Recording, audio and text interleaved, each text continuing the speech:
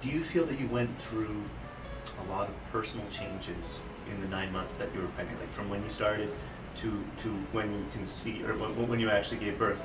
What sort of changes did you go through? Absolutely. It was almost like you take a step outside of yourself. It's no longer about you. Right. You know, and I became I've always been compassionate for the most part. I've been misdirected a lot of times because I've been lost for the most part. You know, I've only since recently found myself, which is why I'm able to do the things that I'm capable of doing today. I wouldn't have been a few years back. Sure. So I think that taking a step outside of yourself, for me, it made me more of a compassionate, loving, more of an understanding individual, not so quick to judge. Because I knew back then that my thoughts, the way the words that I spoke, even when he wasn't even out of my belly yet, I knew that the words were like I knew that they could hear everything, and my emotions and how I dealt with things were going to have an effect on them. So I did my very best to live, and it didn't just last during those 9 months. I believe that it's carried on, and again, I've been misdirected, but at the end of the day, I feel like I've been brought back to where I've needed to be. This is my path. And I'm so grateful for all the experiences, the pregnancy, the being married to someone who didn't share the same point of view as I did in parenting because of his upbringing. He was brought up with the belt and, the books and the chairs and the pots and pans, and I was brought up with a whole lot of physical abuse, but I saw the changes that I needed to make before I ever even conceived, before I ever even became a parent. I made a vow to myself that if I was to be blessed with 1, 2, 10. I didn't know how many kids I was going to have at that time. Sure. But what I did know is I was going to make a difference and do the things that weren't done. And unfortunately, I married a gentleman that didn't share the same point of view. He was a fantastic father when it came to giving materialistically, but not so much on an emotional and a psychological level, because he only did what he was taught, whereas I was trying to do the exact opposite. So imagine the wars in my house. And I would buy books on parenting because I didn't know everything. They don't come with directions. They don't come with a manual. No. So, my shelves were full of educational books on parenting, and I would try to relay those things to him, and his response would be, well, that's not how I was raised. Would you say that, in a way, both of you valued respect very highly, but defined it differently? No, I wouldn't say that because I'd be lying. Okay. And I'm not demeaning him or defining him in any means, because at the end, he's only doing what he was only doing what he knew. Yeah. He didn't know any better. Right. But he didn't share, he didn't share my point of view in respecting them at a very young age. He believed in physically reprimanding and in verbally reprimanding, and I didn't. I believed in sitting down and getting to the. There's always a reason why. It's simple, yet it's not. There's always a reason why a child has an outburst. Whether it be for negative attention, positive attention, there's always a reason. It can be as simple as they need to have their diapers changed. Sure. You can reprimand them for crying out loud because they're uncomfortable at the time. And even when they are able to speak, they don't have the same, they're not equipped with the same emotional. Yeah. So for sure. they're mad. They don't know why. They don't know why. Yeah. So you can't get mad because they're mad. You Yeah. need to find out why they're mad. Whereas he would get mad because they're mad. Or if my son would take something away from my daughter, who's 2 years younger than him, and he would go and reprimand him instantly without finding out why. Why did you do what you did, Christopher? Yeah. And Christopher's thing was, he never listens to me. Even at the age of 6, Mommy, he never listens to me. He always blames me for everything, not realizing that my daughter at such a young age was extremely manipulative, and that's her job.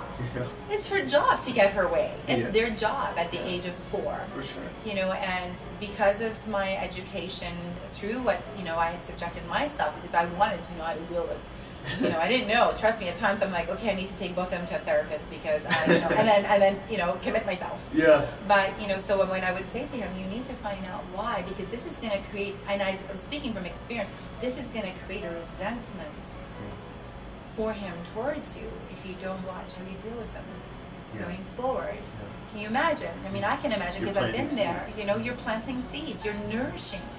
There's always a reason why, and it can be as simple as I didn't feel like it because it's my toy truck.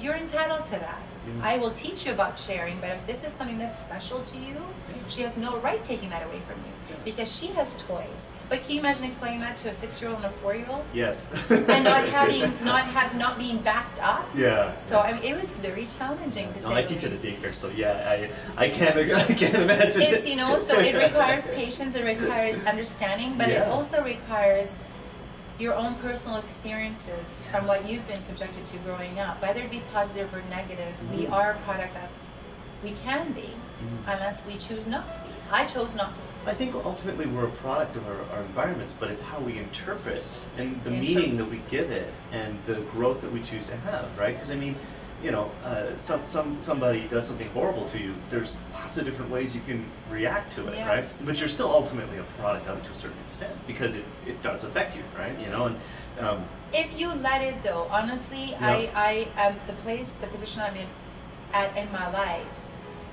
It's not to say that I'm disconnected from my emotions. I am just as emotional as, you know, someone who's, you know, conceived again. Because trust me, it throws your hormones out of whack and you're like, why am I crying? Why am I laughing? But, you know, I believe that there comes a point in your life where you need to disconnect from everything and build a barrier from everything that comes at you, because we can't in life afford to take everything on a personal level, because like you said earlier, sometimes people say things and do things without realizing why. Sure. And the first reaction quite often is to take it personally. Yeah. But, you know, if it's somebody you truly care about, then you need to find out why, because obviously they're going through something. But if it's something that you don't know, and you hear that they've said or done something that's been demeaning to you, so be it. Life goes on, because I'm not going to take on your problems. And you know, a lot of us make a mistake of doing that, and not to say that I don't care, I'm just not in a position to do that anymore. Because when you do, and I've been there, when you do go through that as a mother, as a woman, as a business owner, it can bury you. Yeah, you get a lot of psychological baggage, especially in a position like this. I mean, martial arts tends to bring in a lot of people who are looking for something and they don't necessarily know what that something is. And yeah, I mean, when I ran my school, it was, you know, about 30 to 40% of the time was, you know, emails and counseling and talking to people. And I really appreciated it. I love that they came to me for that. That was great.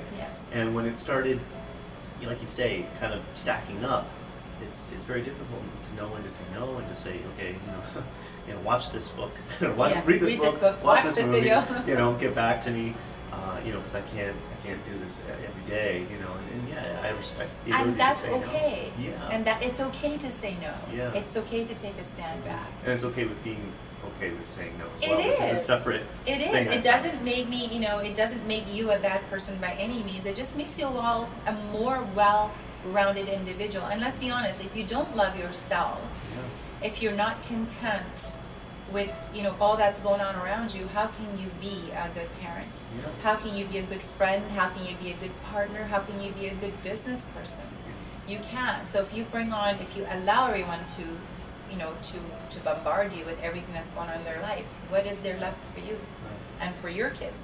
So my kids are my #1 priority, and when I noticed that I was, you know, a lot of this was draining me out of my positive energy, and I'd go home empty. That's Hi, Mom. Whatever. Wait a minute. You know, you kind of wait a smack minute. yourself and go, hold on. I do what I do for you, so the fact that, so I mean, live and learn. Yeah, for sure. Live and learn. Well, it's always about adjustment. It is. It is. Describe, if you would, the first moment when you were holding your child, the first child. What is that like?